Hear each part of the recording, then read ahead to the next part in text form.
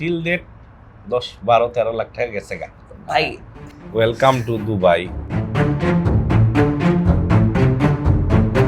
And Aisha, you realize যে you know nothing.